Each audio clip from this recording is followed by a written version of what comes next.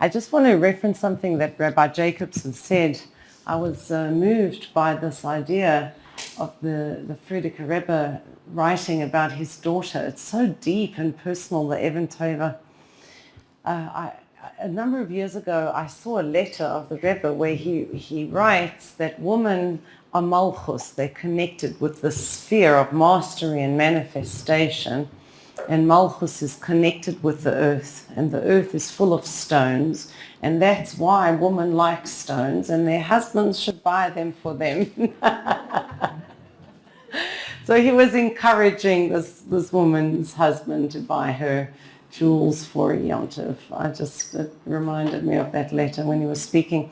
It's a very special time for me to speak here because we do have a new baby in our home. It's quite remarkable, you know, this wonder of a child that is fresh in the world. The baby weighed just about the same as what my twins weighed when they were born. There were two of them. So the last babies I had in my home were these preemie twins, and they were born at 28 weeks. So it's just remarkable, and it's connected to some of what I want to speak about, this transition of the soul into this world and how a mother helps that happen. But I want to begin by reading a poem, and maybe I'll be critiqued for bringing a poem instead of a medrash or a pasuk tehillim azoi. T.S. Eliot is one of my favorite poets, and Donald Winnicott is one of the most impactful therapists on my work. This is from the cover page of his book, Home is Where We Start From. It's a poem by T.S. Eliot, and it's so connected to having this little infant in our home. Home is where one starts from. As we grow older, the world becomes stranger, the pattern more complicated of dead and living.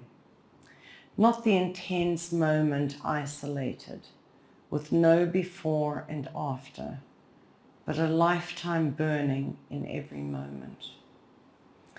And I think that what Eliot captures is this idea that there's one beginning. You know, I once spoke to a shlucha. I was speaking for her, and we were just speaking about choices she made, and she said, my one regret is that you only get to be new in town once. You know, you can't, next year, there's only one beginning.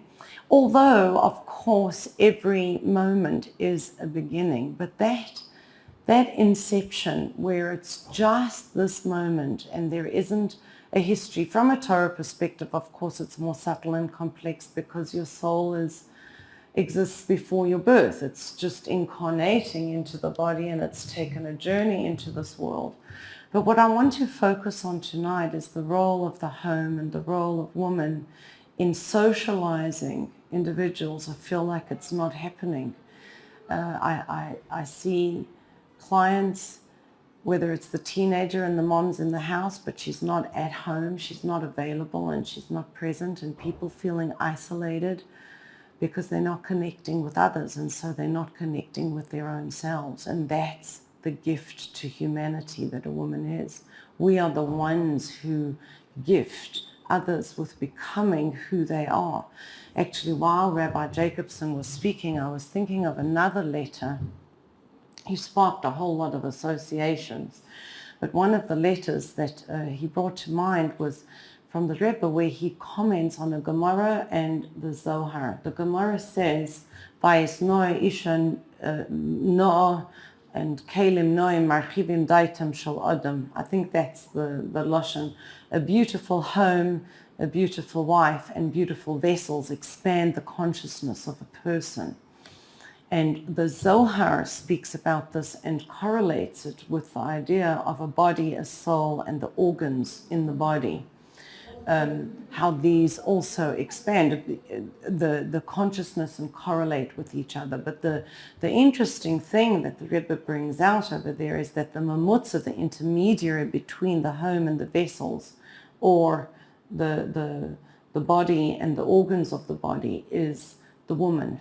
The woman is the catalyst, the means through which society, the world, becomes tame. Like Simon was saying, a man can bring wheat, gather the sparks from the wild side, but to really domesticate something so that we can tame our inner wildness and engage with each other and connect with each other, that requires a woman.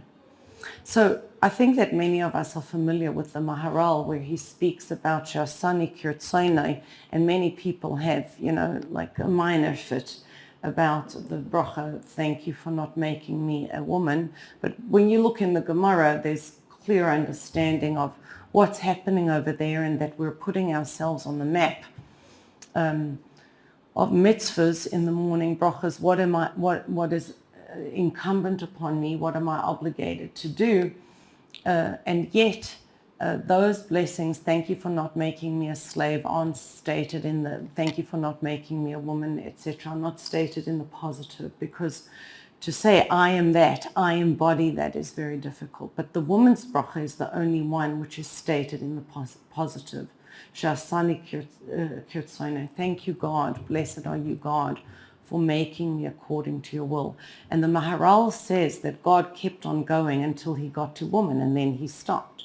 I mean, if there was a higher level of perfection, he would have gone on. There would have been, not Sheshis, you may Bereshis, like 10 days of creation rather than 6 days. Okay, we hit the jackpot. Day 10, we got it. We've got this being, and now I can stop. But once he created the woman, he stopped, and that was the initial intention that he had. Right? So if the last thing indeed is the first in thought. And so what God was thinking of creating was a man and a woman, and the woman comes out of him. So when we talk about this, I think, but I feel that culturally today, we are not appreciating who a woman is. If you think about a soul's journey, it starts in the supernal womb. That the soul has to drip out mazal, right? Luck, supernal luck. It's from the word nozel, to drip. The Rebbe says it's where the soul drips into being out of God, almost like a seminal drop, right? And then there is this inception in the womb of the Shekhinah. And then for 9 months, the soul travels down into this world, and it is contained in the uterus of a woman. And then when that baby is born, I've given birth, but I haven't been at birth. It's quite remarkable to see a little person come into this world. And we're coming to Chai Elul, the beautiful Sikh of the Rebbe, where he says, if you look at what's happening in the abortion debate, Torah addresses it, because there's this idea of feasibility or viability. The child can't live alone, so it's not really a life. But on the other hand, according to Torah, life begins at conception. So which is it? And a fascinating Sikh on Chai Elul in Chelik Chof Daled, if you're interested. You can find it there. I'm going to be teaching it on Thursday. Anyone's welcome to ask me about it afterwards. But you see that there is this transition from a state of being where you're completely dependent upon the mother, and then you become your own person. I cut the cord. I mean, that cord is solid. It is hard. And cut that cord. It's like, the belly button is fascinating. Your belly button is the place at which you became an independent person. But it is also the point, that whole notion of contemplating the navel that's in Buddhism, Lahavdil, is there in Eov, right? Because that's where you're connected to your mother, and she was to her mother, and she was to her mother. The belly button is like the source of life, and it closes. And then what? Now you're in the world. You left that earthly womb. And where are you? You are in your mother's home, in your mother's arm. And she becomes the container of the individual so that you can, if she did a good enough job, Winnicott says you don't have to be an outstanding mom. You don't have to be very good. You don't even have to be good. You just have to be good enough. The bar is pretty low because people are resilient. You can get by with very little. But I'll tell you one of the things that aches me, ladies. I watch a young woman nursing their babies and they're on their cell phones. Now, God made a perfect distance. The perfect distance for an infant to focus is from the nipple to your eyes. The most recognizable object shapes to an infant is two circles and a line because that's your eyes and the nose. Meaning the baby is primed to bond with the mother. We need to connect. And then what? You're holding that baby and on the cell phone. Where is that eye contact? And maybe you don't notice it now, but when that kid's 15, believe me, you'll notice it. When the kid's 20, when your kid has a kid, all of that. Good enough means appreciating the gift that we are. That a woman is a container and a woman is a connector. The woman provides intimacy. I don't know if any of you are familiar with the book You Just Don't Understand by Deborah Tannen. She's a social linguist. Fascinating book. And, the Gemara says that Hashem created 10 portions of speech. Women took 9 and men took 1. I think that scientists say women use 6 words to every one that a man does. So if he says it in 10 words, she said it in 60 words kind of thing. But Deborah Tannen is a social linguist and she speaks about genderlects, not dialects, but genderlects and how men and women use language differently. And one of the things she says is that men use language in a way that is controlling. Do this, do that, come here, go there. And women use language to connect. Let's go out to dinner. And then he thinks she's making a suggestion, but she was saying, take me out to dinner, right? So then when he doesn't respond because he thought it was a suggestion and he thought, let's not, she gets really upset. But the woman is the connector, intimate, even little girls. I don't care what people say out in the world. Women and men, most of what goes on with us we have in common. But there's a very significant portion of who we are that is different. And this idea of intimacy, called kfuda bas melech pnima, the glory of the woman is her inwardness. Not just that she's inside, but that she relates to the inner world of other people. There's a certain emotional intelligence, and that is a gift. We have to give that to each other. We have to be giving each other eye contact. We have to be giving each other our own voice. You can listen according to some halachic authorities. I'm not paskening here, and I know that it is not an ideal, but there are authorities who say a man can listen to a woman's voice if it's a recording, but not to the actual voice. There's something very intimate. There is a vibration, there is energy, and I feel that we're losing that. In order to truly be happy, we need the bonding and the attachment and the intimacy that women provide, the containment that they provide. It's time for us to go back to that. There's interesting research out because so much of my work is in the arena of addiction. Unfortunately, men addicted to pornography, but even women.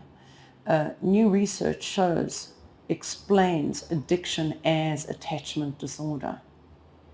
That what happens is that the infant is not attaching properly to the parent. And then what they're looking for later in life is a substitute for that attachment. And that's very understandable when you look at the gematria for the words love and one in Hebrew, because love, ahava, is the same gematria as echad, one. All of our loving is a yearning to bond and to become united. So the baby is rooting and then it latches on and it's nursing. And so much of what we're doing is trying to recreate that in our lives, in our marriages and with our children and with our friends. And if we don't step back from cultural norms and messages, we're just going to be losing more and more of that. I believe that the greatest protection against big government and big money are the walls of our home. And that when you walk into your home, it's like walking into the Beis Hamikdash. I think of the Beis Hamikdash as an embassy. You know, if you walk into the Israeli embassy here in New York or the French embassy, as soon as you cross the threshold, there's no longer the laws of America or New York federal law. When you walked into the Beis Hamikdash, it's Hashem's laws apply. And your home has to function like an embassy. You come into the home, the house is a place where you have permission to be. I think that's what Rabbi Jacobson was saying earlier. Why do we speak about a dira b'tachtonim? Because everywhere I go, I'm there. Like God is everywhere in the world. But where am I most me? In my home. When I come in my home, I am not wearing this sheitel. I'm wearing my tichel. I mean, I don't uncover my hair, but I'm wearing my tichel. And I am comfortable to be me. Look, one of the nice things about turning 50 is that you get more comfortable with being yourself. It's like, okay, you don't like it, go find someone else. You know, there are lots of people in the world, and cross the street when you see me, it's okay. I'm 50 years old, I've done my time, and I'm not going to live my life to make you happy. I will live my life to try and make God happy, and I hope that that pleases you too. But when you come into your own home, you have to be able to be who you are. And your children and your husband have to be able to be their truest and best selves. And I tell you, there are many people who are hell-bent on making a hell of a lot of money off of all of us. Because if they can, I mean, just look at what's happening with Google. It's not such a simple company, right? Where you're controlling people's minds. It's amazing. I go to South Africa and all of a sudden I have ads about insurance companies in Johannesburg. It's like, how the heck did Google know? You know, it's got my location device, and then I turn that off. And then I have a conversation with someone about something, and there it is. Now, there is a lot of money to be made by knowing how your mind operates and manipulating it. And if you want to stay free and you want to keep your loved ones free, there has to be really secure and deep attachment with another person.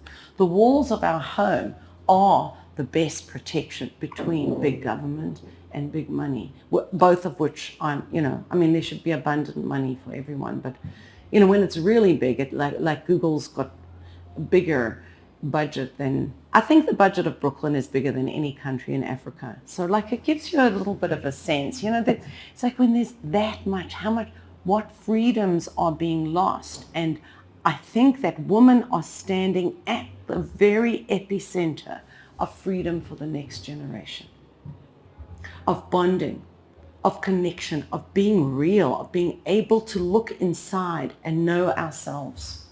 And unfortunately, one of the things that has taken hold, I think, cultural Marxism, puts career ahead of connection.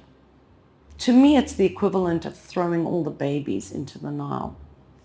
I see women, and look, ladies, and anyone who's online, I am not saying don't work. I myself had to work. And it disturbs me very deeply that there aren't vouchers in this country for private education. Like, what do you care? What you want to be in my breakfast, and you want to be in my kishkas, and you want to be in my children's education. That's not good. That's not good. But so we have to work, and I think that having to pay for private education is very problematic.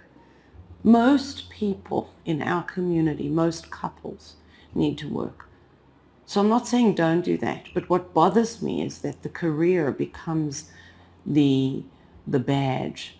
You know, my husband used to make a joke. He says in Russia, where he grew up, people used to joke about Brezhnev. He had a very big chest. They said he had plastic surgery to enlarge his chest because there wasn't enough room for the medals. It's like, are we looking to careers for medals? While you were speaking about the Rebbe's answer to this woman in the home about the foundation, when she was saying, you know, people take note of my husband, but not me. A young shlucha came to me, such a wonderful person. I mean, like, you know, the kind of person where if there were more homes like the one she runs, the world would be full of so much more peace and resonance and joy. And she says to me, we have this Chabad house, and, you know, my husband introduces himself as the director, and then, like, what do I say?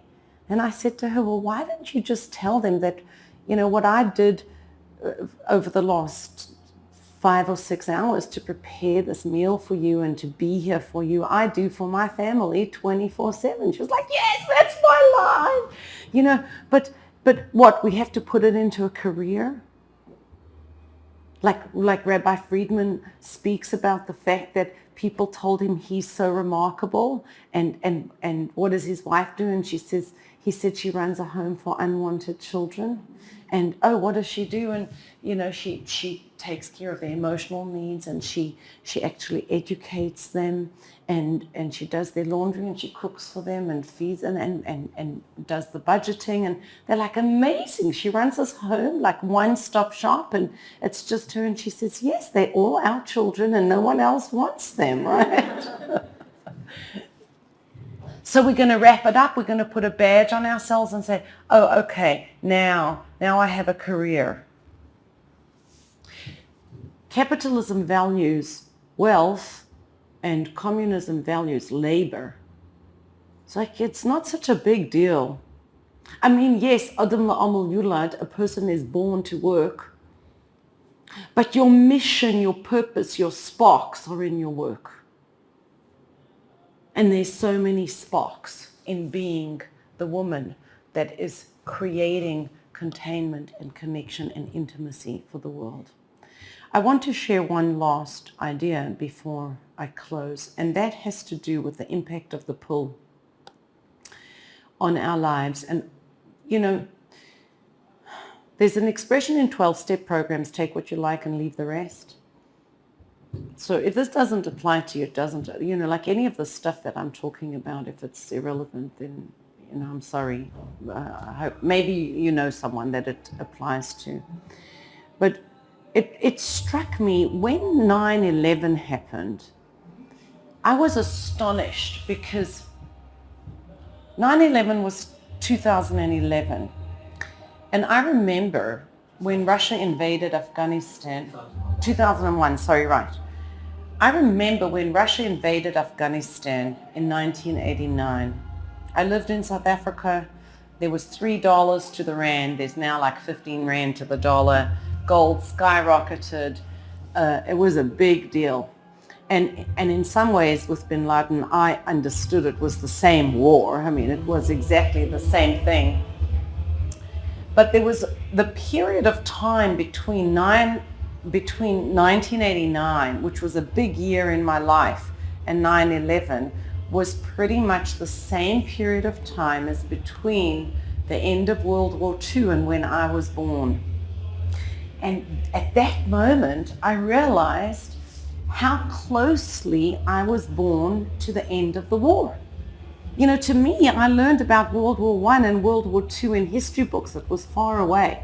Suddenly it was like, oh my gosh, you know, I'm really like close to that. And looking back at my life, I see things that I took totally for granted that had their inception around the time that I was born. And one of them is the pill, where I think that the impact of the pill is one of the most game-changing things that has happened for humanity. I remember being at Beis Rivka in the seminary office and speaking to Mrs. Groner, and she said such an interesting thing. She said, you know, in Russia, in Uzbekistan, when we used to go to school, when I was a child, you went on a donkey, and people cooked in brick ovens, and life was pretty much similar to what Avram Avinu had. The world has changed in the last 100 years more than it did in thousands and thousands of years prior to that. What happened as a result of the pill, I believe, has impacted the value that we place on women and on womanhood and our contribution. Because what the pill did is it separated, and it's a really recent experiment that I believe the Me Too movement is only trying to come to terms with. It's created havoc. The pill separated sexual intimacy with procreation. So you could have sex but not babies. And as a result, two things happened. Women could engage, I don't want to use the word intimately, because it wasn't necessarily intimate. Now it was just sex, right? It was a physical act. They could do that and not have babies, or they were married and could not have babies and pursue their careers, so they became financially independent. And it also separated out having children from marriage. Before the pill, marriage and children were very, very connected. And as a result of separating out marriage and children, gay marriage could become a thing. But without the pill, that would never have happened. And I think that conservative women, whether we're speaking about Yidden or other conservative women, more Christian groups and people who are saying, look, we don't have premarital relations, etc., they have struggled with the promiscuity that came about from the pill. But I think that the left and the Me Too movement is struggling just as much with that. It's like they're trying to set boundaries that are not natural boundaries because there have to be boundaries. You know, it's like mikveh are the waters that keep the fires burning, and kedusha is from the word akud eish, a consecrated or dedicated fire. If you don't put boundaries around the fire, it's going to consume you. But if you do, if you put those beautiful boundaries of water around the fire and the passion of intimacy, then there will be something holy. And I think that the left and the whole Me Too movement is struggling to find a way for women to have their dignity and be respected with all the freedom that came about, freedom quote unquote, from the pill. Anyway, what does that have to do with us? I believe my sense is that this has profoundly impacted not just the stability, but the value of the nuclear family. And really, the nuclear family, if you want to control people, you knock out the Eibishter, you knock out God, and you knock out mom and dad. I mean, you have to have fathers. That's why I said when Rabbi Jacobson was speaking at the beginning, I totally all for men. To say, oh, woman, yeah, we're the best, as if the guys are, no. Like what, you're going to walk with only a right foot or only left? You need left and right. You need male and female. So I want to end with a brocha. You know, the idea of alpha and beta, the alpha male, is from the word aluf, aleph. It's from the word aluf, a general, you know, or a master, aluf foshal olam, the master of the universe. So the idea of the male certainly has the connotation of strength. And beta the beta type personality is by it, which is the home, which is the female, and that inwardness and the connectedness. Of course, the Rebbe always spoke when it came to Shnas Hakel about the fact that we all have male, female, and child within ourselves. But I think that we can really do with much more celebrating of our unique roles. When people say they want unity, what I'm hearing more and more is pressing for uniformity. No, I don't want uniformity. I want unity. Men to be men and women to be women, children, children, and adults, adults. We're not all children, and we're not all genderless. And we can celebrate my home and your home, and together all of our homes create Klal Yisrael, which build the entire world. There's a beautiful story of the Baal Shem Tov who says that when he came into the world, he came in with the soul equal in greatness to his own. And they made a pact on the way in that they would not cry at childbirth. And the Baal Shem Tov once revealed, this neshama kept the deal and didn't cry, but I cried. And for that, he was blessed with anonymity and I was condemned to fame. It's such a Jewish story.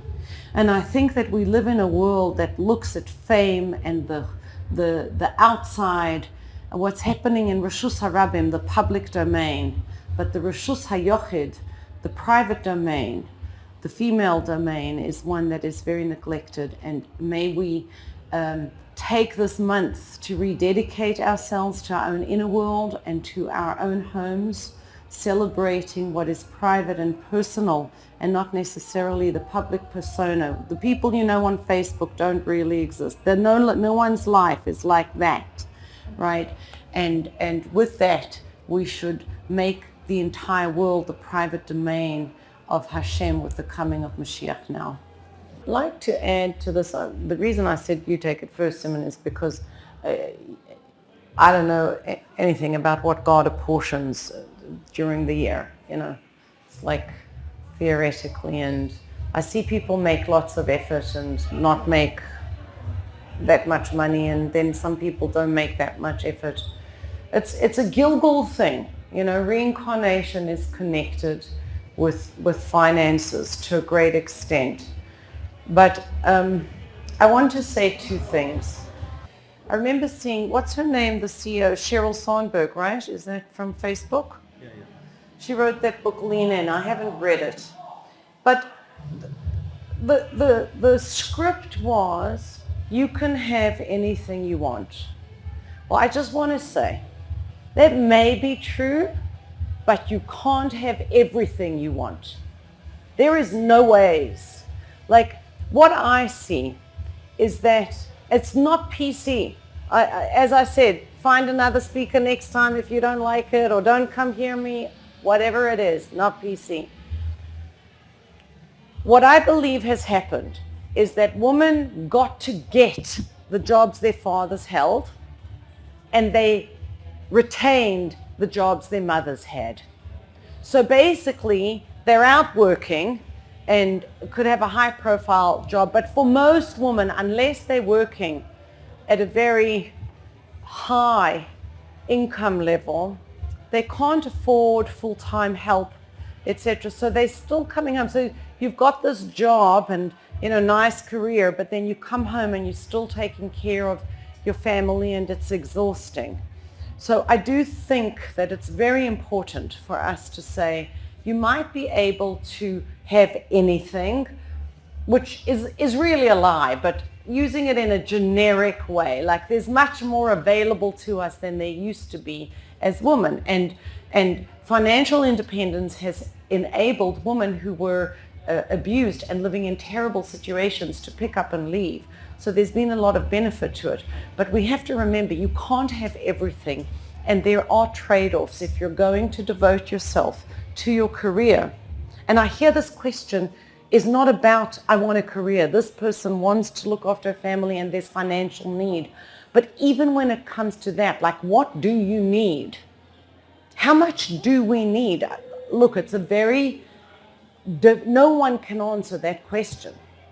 There isn't a bottom line. Like if someone is very wealthy and loses all their money, then the community, I used to hate this idea.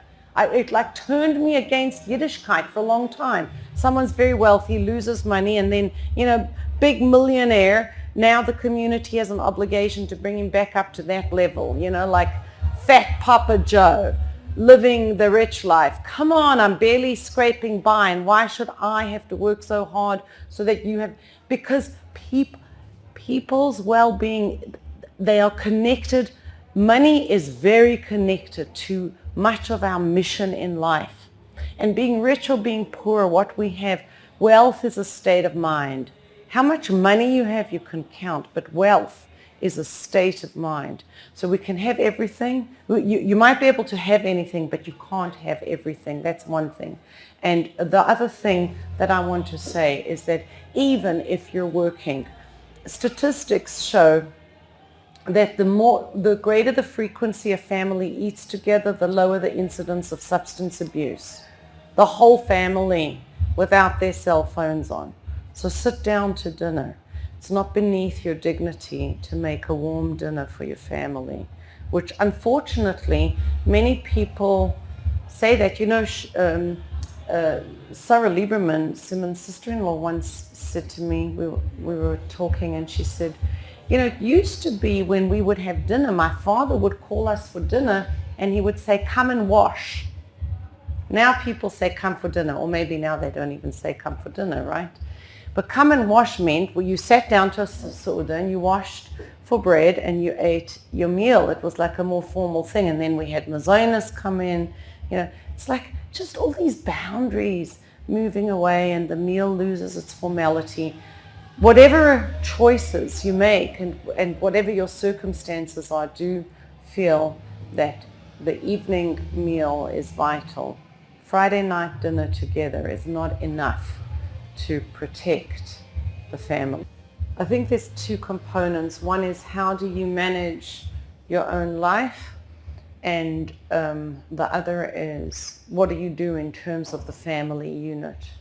Now, maybe because of the work that I'm involved in, I'm seeing a lot of people who are in crisis mode and a lot of pain. My personal opinion is, whatever you can do to keep a marriage together, you should. It is deeply damaging to children.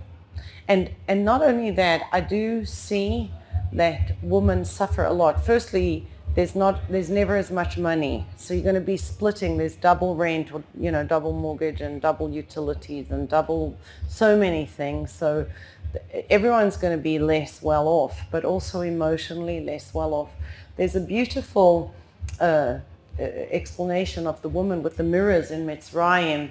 I think it's from the Zohar. I don't know. I heard this from Rav Ginsburg, where he says that the woman would go out to meet their husbands in the fields in Mitzrayim. They were coming back from the slave labor camps, and they took these little bags of food, and they would carry their mirrors in them. And then they would take them to the trees, under the trees in the apple orchards. There were many apple orchards there, and sit down and lean against the bark and pull out their mirrors and say to their husband, who's more beautiful, you or me? And then the husbands would see their wives and become attracted to them, and they would be intimate, and that's how they conceived the children.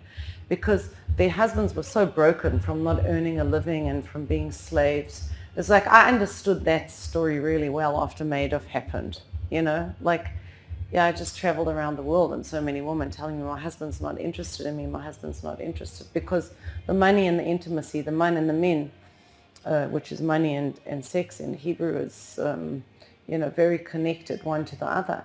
So I understood that story after Madoff, and what the Zohar says is that the mirror is Or Choizer, it's a reflected light. And it reflected to the husbands the root of the soul where they were one. In this world, he was him and she was herself, but the mirror reflected to him. Actually, in our source, we are one. And I think that what happens with divorce is that we split that parts of that unified, like Rashi has a different opinion. It's in Chumash it says, the man must leave his father and mother, he should cleave to his wife and they'll become one flesh. So Rashi says the one flesh is the child. But there's other opinions. One is that the one flesh is the couple in intimate union. So the unity is what we all want. That's the power of intimacy in any case, that it gives us an experience of that unity. But I'm speaking about it for the children. Children from divorced homes have a much more difficult time retaining a sense of wholeness because the male and female has been split.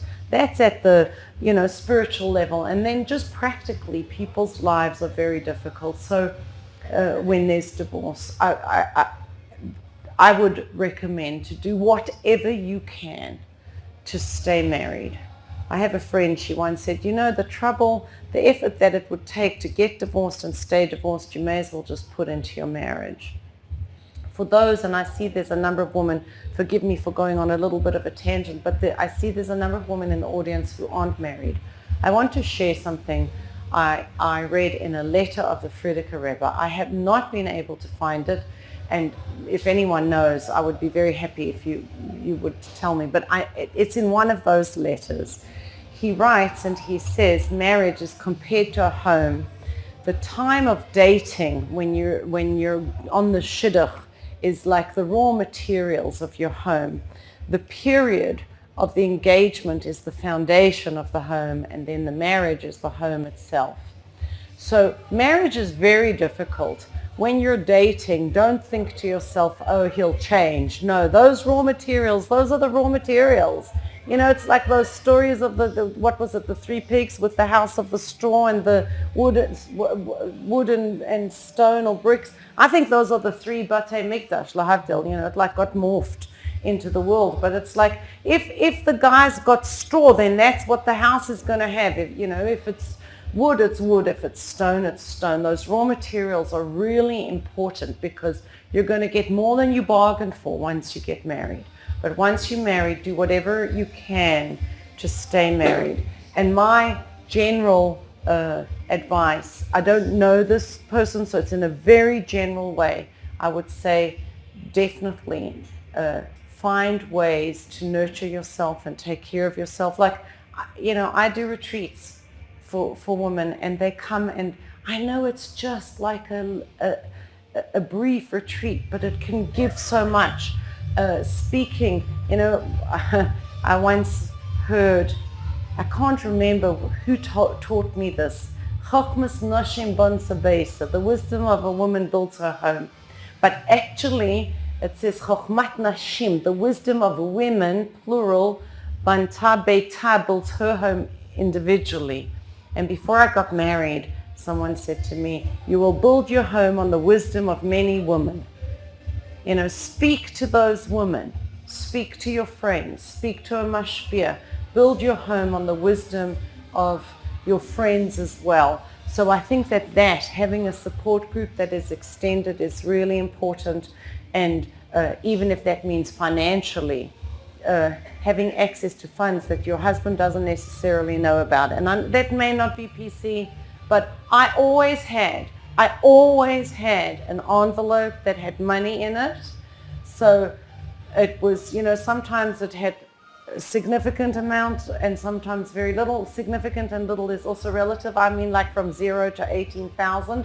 That was my range. So that when it came to my daughter's wedding, I didn't have to burden the family. And it was like, okay, I'd get paid and then just like put little bits away, etc., because it's going to cost you more than you think. I just want to tell you a story that I once heard from my teacher, Rabbi Kesselman in South Africa. He said the Alter Rebbe had a chassid who was very unhappily married. His wife used to embarrass him publicly, constantly. And he came to the Rebbe and he said, I want to get divorced. And the Rebbe said, no, you definitely should not get divorced. And he left, he listened to the Rebbe, and I don't remember how long went by. It was definitely more than a decade. He tried to work with what the Rebbe told him, but when he just felt at one point he could not anymore, and he came back and he said to the Rebbe, please, I beg of you, just release me from what you said and let me get divorced. And the Rebbe said to him, okay, if that's what you need, you can, but I just want to tell you that in a previous lifetime, you worshipped every avodah zarah that there was out there, and the punishment was that you would have to be incarnated many times for each time, because idolatry incurs the death penalty, and you were going to have so many lifetimes that you would go through until there was an neshama who said, isn't it true that if you embarrass someone, it's like, it's like murder? She said, I'll go down and be his wife and embarrass him just throughout the course of his life. And anyway, it's not such a comfortable story, but it does explain much about what it is that we live with. And I do think, as you were reading this story, it sounded to me like that does not sound necessarily that it's real. I think this idea of his story and her story and these stories is very wise.